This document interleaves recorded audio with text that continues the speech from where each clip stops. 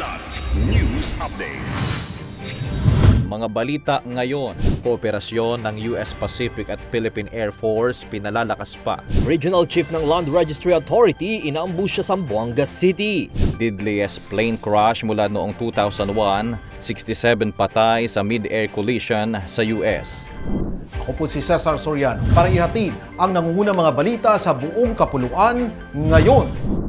Sinadya ni General Kevin B. Schneider, commander ng US Pacific Air Force, ang key air base ng Philippine Air Force o PAF sa Pampanga at Palawan itong nakaraang araw.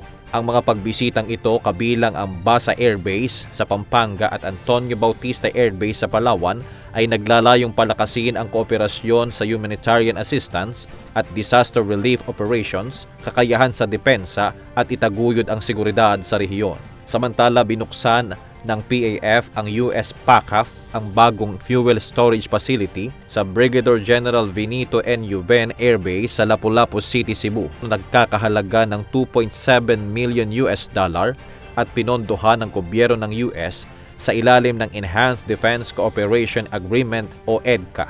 Ay may dalawang above-ground storage tanks na may kapasidad na 75,708 liters bawat isa. Tinambangan ng isang opisyal ng Land Registry Authority o LRA sa Petit Barracks, Zamboanga City kaninang umaga ng mga hindi pa nakikilalang salarin.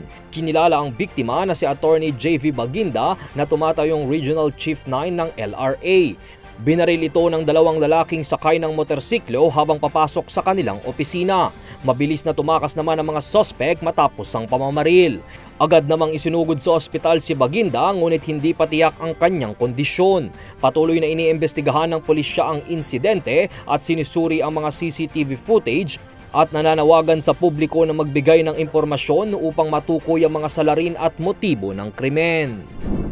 Patay ang 67 katao na kinukonsiderang deadliest plane crash sa Estados Unidos mula noong Nobyembre 2001 matapos magsalpukan ng isang American Airlines Flight 5342 at isang Army Black Hawk helicopter sa malapit sa Reagan National Airport at bumagsak sa Potomac River malapit sa Washington, D.C. Miyerkules ng gabi. Natagpuan ang mga bahagi ng eroplano at helicopter sa ilog habang nagpapatuloy ang retrieval operations. Iniimbestigahan na rin ang posibilidad na pagkakamali sa air traffic control.